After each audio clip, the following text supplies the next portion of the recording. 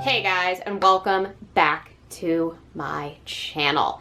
So today we were going to be doing a little book review. It's more of a novella review. If you have watched my most recent Nightworms unboxing video, I received this in the latest package and was very, very confused about everything. And I'm going to talk about this in my review. But this is Shooting Star by Joe R. Lansdale, and I had never heard of Mr. Lansdale before and was very confused when I got a package fully themed around his work, and I had to read this little novella because I needed to know what it was all about. And I have some thoughts. I have some some thoughts to put into a video for a, like, what is this, a 43-page novella. It was really, really quick. At 41 pages it looks like. I don't know. 43. But before I get into that, I first off want to say thank you guys so much for all of your support on my Pango book page. I was blown away by how many people purchased from it. For those of you guys who do not know, Pango Books is like a Poshmark sort of thing where you just can resell your books. I've been listing a bunch of my used and some of my new books that I have like duplicates of or were gifted to me that I don't think I'm ever going to actually read there.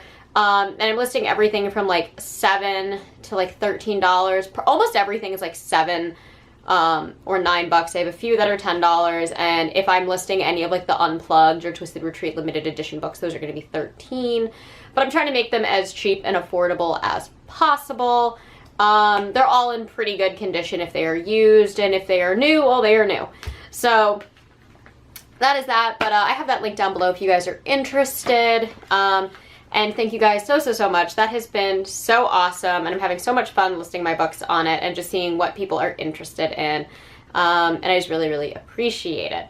I also realized I've never actually done this like at the beginning of a video before, but if you guys enjoy my videos and you enjoy my reviews and you enjoy my unboxing, please make sure to hit that subscribe button down below. I would love to get to 4,000 subscribers.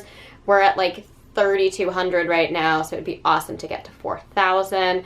And thank you guys all for watching these videos. And one more thing, this is more important for you guys than it is for me, but a little update on my Twisted Retreat box.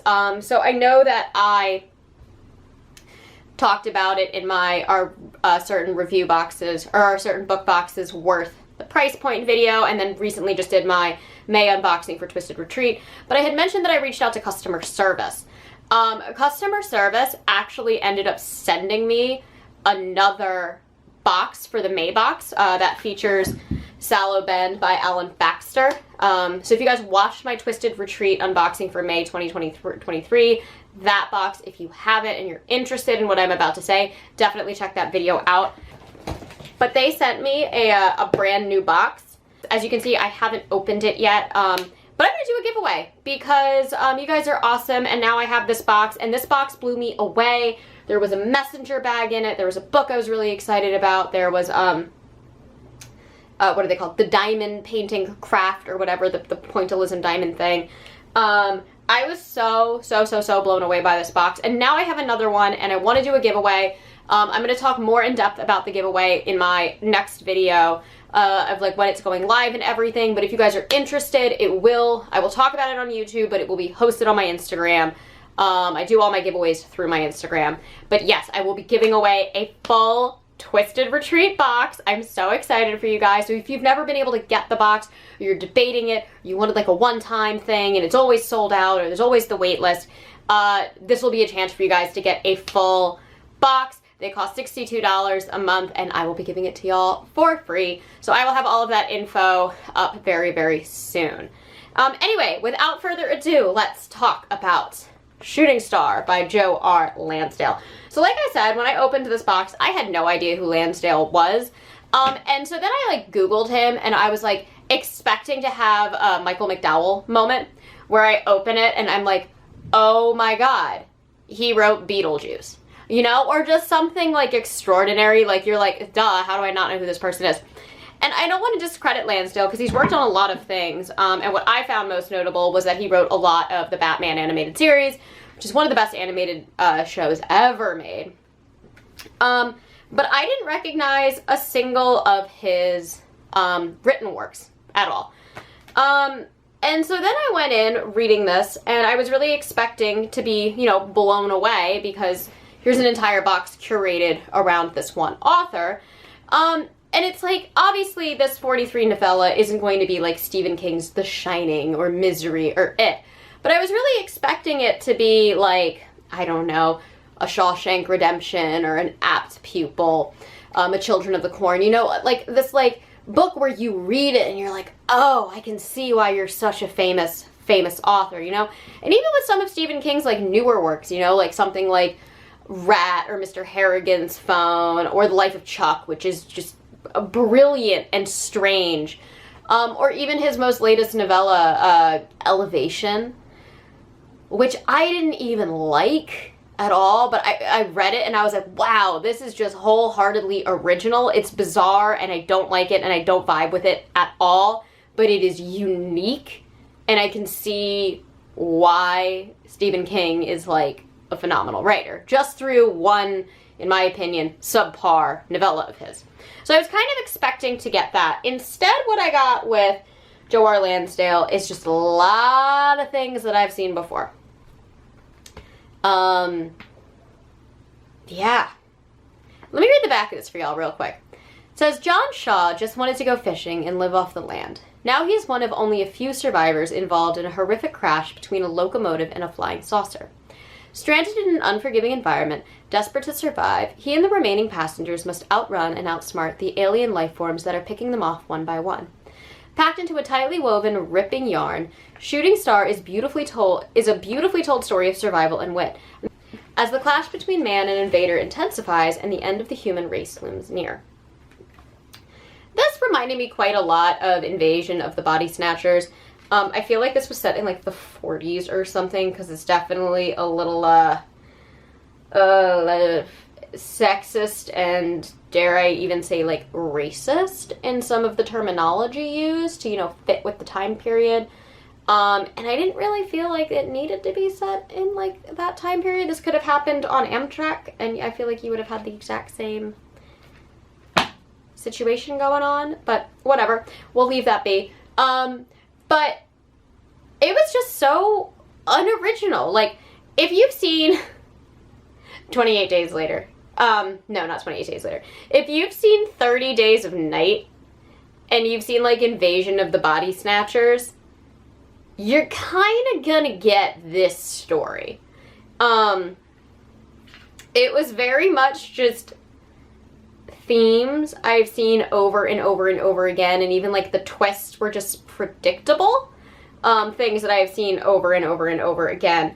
And my favorite thing was there's like this like glaring typo where there's a side character whose name is originally introduced as June, and then all of a sudden she's Jane. So that happened. But this just felt lackluster. It felt really lackluster. I think the imagery was interesting. I thought the aliens seemed pretty cool. I liked, there's like a brief scene where they're on like the alien ship, and I thought that was really cool. But beyond that, I had just a lot of difficulty caring about any of our characters, any of their motivations, or this like alien force's motivations. Nothing was really fleshed out, and I kind of understand that there can be like a fear of the unknown with like, why are aliens doing certain thing, you know, and the idea of like, because they can is always like a looming answer to stuff like that. But I just didn't even get the dread from this. To me, it just seemed very overdone. There was just absolutely nothing in this that I hadn't read before, you know. And obviously it's 43 pages too, and Lansdale like fits in like a weird romance that takes up like maybe like 3-4 pages of the story total. But I'm just like, was this needed? Why? Was this realistic?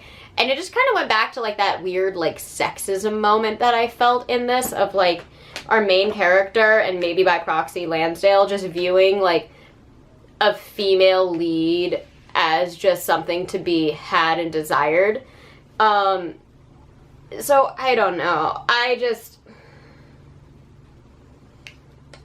wanted to like it, and I don't really want to talk too much about the plot just because it's so simple and it's so short that I don't want to ruin anything. That people are on a train, it gets hit by a flying saucer, as the back says, chaos ensues. That's pretty much it. And for being so short, there are a lot of settings in here, and it didn't feel like very crammed in. I feel like this could have been a full novel, and I feel like this could have extended past where it ends. You know, like this could have been if it was expanded upon, I feel like this could have been the first like 115 pages of a novel. And I'd be really interested to read where it goes, and I would love to have more of the characters like fleshed out and developed, but I also don't need that. The ending was kind of bleak, but also very, very expected. But yeah, I just wanted to be blown away by this, because now I'm even more disappointed in this whole Nightworms box, because, like I said in my Nightworms video, this is the second box in like my 3 years of being subscribed to Nightworms that I've been thoroughly like underwhelmed with. And the fact that this was the book that is going to like potentially introduce readers to this author, and it's just so lackluster, and then to then have an entire short story collection inspired by this author, I was just kind of like, what is the point of this? And then part of me was wondering if this was like written way back when, and like maybe that's why it felt so like overdone, because maybe when it first came out it was new. But no, this was written this year. So I don't know. I don't get it. I gave this 3 stars because it was fine. I was just extremely underwhelmed by everything. And it doesn't make me feel the need to pick up anything else by Lansdale, because there weren't even like glimmers of hope.